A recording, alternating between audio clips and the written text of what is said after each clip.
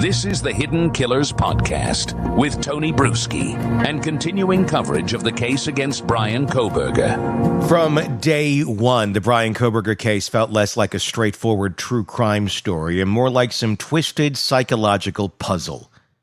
Tailor-made for a Netflix special, minus the popcorn. But here's the kicker. Instead of unraveling, this puzzle has only gotten more complicated, more haunting, and somehow more infuriating. Kohberger's sudden decision to plead guilty threw a true crime community into a tailspin, and just as we were bracing ourselves for the spectacle of a trial, he stepped off the ride, took control, and basically said, "I'll decide how this ends, not you." But why? Today we're diving deep into the psychological maze behind Kohberger's choice. Joining me to unpack the twisted journey is retired FBI special agent and former chief of the Counterintelligence Behavioral Analysis Program, Robin Dreeke. Robin's expertise in reading what makes dangerous people tick is precisely what we need to decode this bizarre final chapter of Kohberger's public story with. In our conversation, we're going to explore how control, something Kohberger clearly craves but consistently failed to achieve, may have played a central role in his plea. This wasn't about avoiding death or sparing his family the agony of a trial. This was Kohberger's way of reclaiming the narrative, asserting dominance in a situation where he'd lost all power. Robin sheds new light on how his plea might have offered Kohberger exactly what he'd been missing: the chance to orchestrate his own future behind bars, even if that future means becoming a permanent fixture in criminal psychology textbooks. But what's most chilling about this discussion isn't just the why, it's the what's next. Robin and I break down whether Kohberger's upcoming sentencing could mirror the infamous Dennis Rader BTK spectacle. Could Kohberger, who idolized serial killers, follow Rader's footsteps, using the courtroom as his personal stage to meticulously detail his atrocities?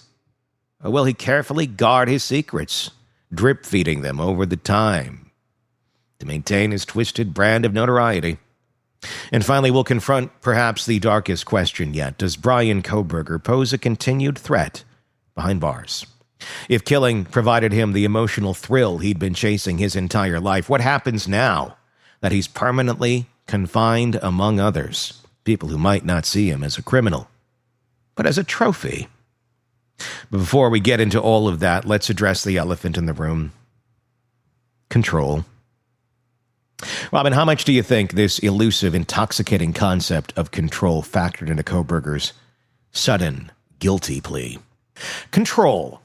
How much do you think that calculated into this choice as well? Because it was fairly out of control for him. Everything he was trying to throw at the wall and stick did not. This is the first one where, okay, he's got control of everything, basically. It's done. He threw the towel in. Now he can go forward and be in control of certain things, obviously not his freedom, but if somebody wants to study him, talk to him, he's going to get to go down that road. And putting him back in control, I wonder how much that of the emotions that he does have, control is likely one of them, and something that he certainly was not having any sort of grip on in recent years. Yeah, that's a fair point, and I agree. Regaining control of more of his life than he's had, probably definitely a motivation factor as well. That's why he seemed pretty comfortable yesterday with everything, because he felt, again, I think he always just likes to plan the path forward. Yeah, and he wasn't able to plan the path forward too much just because everything was in chaos, because he was in chaos.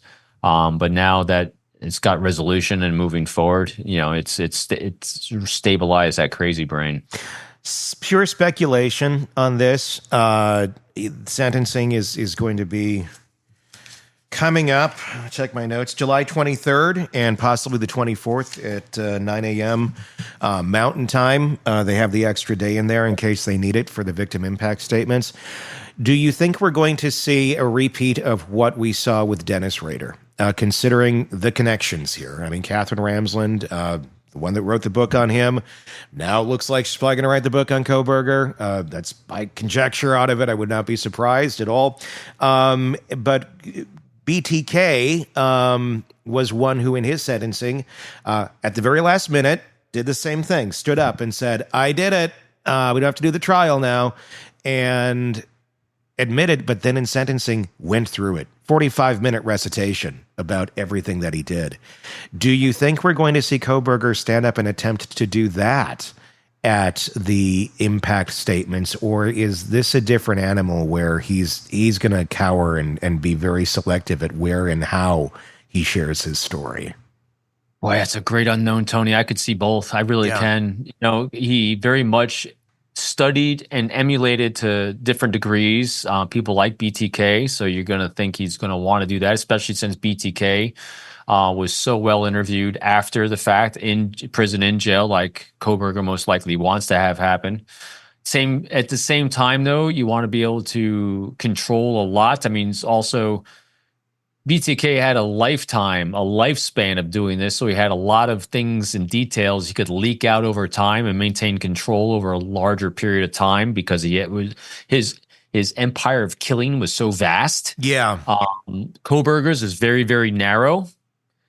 So he doesn't have a whole lot he can leak. So if he leaks it all at the sentencing, then he's got nothing left in the barrels, basically. He may say a little something to kind of whet the appetite and maintain control without losing his only reservoir of tools he has to maintain interest. Because remember, that's what these guys do. They want to maintain their own control over their own notoriety and grandiosity. So they're going to be very covetous of the leakage they give. BTK, again, being really, really good at doing just that and holding things in reserve. And when you have someone like Kohberger, where you only got what? But I don't mean to diminish it all. Where you have 4 murders, most likely not over a span of time. We're thinking, wise, this is his first and only. He's going to be covetous of holding as much as he can in, I would think. Yeah, and do you think does he get joy would he get joy out of telling the families exactly what he did? Because I don't, with BTK, I struggle with it. I don't know that Dennis Rader was getting joy out of torturing those families and telling what he did. I think it was more so I'm proud of the length and the craft. And that's a really weird way of using the word, but the craft of what he did and was able to get away with it, because those were unsolved forever. This was solved. I mean, so there isn't like the revealing of everything. Other than you forgot a knife sheath. It's pretty clear what you did. You got a knife and you stabbed these kids and you forgot your sheath. So again, it's really interesting. Whatever he does, he's not doing it to get at someone. Yeah. In other words, if all of a sudden he came out at the sentencing and did just that, and he gives a full, we call it a full Monty on talking about exactly what he did, why he did it, it wouldn't be out of vengeance towards the families or to get them. Because it's not about, everything's about him and his response. I would imagine if he did anything at all and gave any statement at all, it'd be him experimenting with, can this cause an emotional response in me? How do I feel when I do this? Does this make me feel better? Does I get, so in other words, it wouldn't be done to jab at them. It'd be done for his benefit in some way to maybe experiment with, does this work? Because remember, that's what he's been doing, is he's been experimenting his whole life. Yeah. This whole thing to me is one big experiment on, can I get an emotional response? He keeps dabbling in this. Let me try drugs. Let me try this. Let me do this. Let me murder a couple kids and see if that works. Yeah. And so everything comes down to him as an experiment for a reaction. And so if he does, it's not intended for anything but himself. If murder is what made him tick, what made him feel life, made him get some sort of emotion. If it did. Let's say if it did. Is Kohberger a risk to the population in prison? If that's what gets him off, and I'm not speaking, maybe it is sexual, I don't know. Is that someone who obviously he has nothing to lose anymore? I mean, if killing is his thing, I don't know that I want to be in a cell with this guy. That's interesting too, because he's got a history now of violence, up close and personal violence with a knife, so that clearly doesn't bother him. The lack of fellow prisoners to be able to read him is also going to be a challenge. But at the same time, though, he took the lives of kids, Yeah. which, I don't know if it in the prison system it puts you in the same light as a pedophile in a prison system. But I've heard some people comment on some social media streams that he won't last a month in jail before he's murdered. I put a poll out, actually. So now that, to me, I'm not advocating anything No, illegal. I'm not either, but I was curious. You can imagine at least two families feeling really, really justified by that. Oh, completely. Yeah. In fact, by the time this airs, the poll is probably going to have different numbers on it, but What's your poll say? that was my question, because I made some choice comments about a broomstick the other day when I was referencing Dahmer and Kohberger in the same sentence. I'm not endorsing it by any means, but, I get the anger. What we're looking at here right now, how long until Kohberger is removed from this planet through prison justice is the question that I posed. Yeah, it's interesting. Before New Year's, that is leading at 31.1%. In a close second, 2027 and never are tied at 26.2%. 2026 is at 16.4%. So you're kind of in the area of it'll be a little bit to never, or it's going to happen right away. So they could actually put him in isolation for his own protection, which too. they probably will, and probably need to do for several years. I wonder if Vegas has odds on him yet. Do they do that for this sort of shit? They do it for everything. They got odds for everything. Oh my God. Yeah, again, not endorsing that, but it's certainly the vileness of this crime. I know two families who might be. Yeah, I'd put some money down. I'd see if there's there's This is the most hard. This is, it's funny. I thought there'd be a feeling of relief when this one was done, but I don't know. A lot of horrible emotions on this one. I think one of the worst things is that picture, that thumbs up in the shower.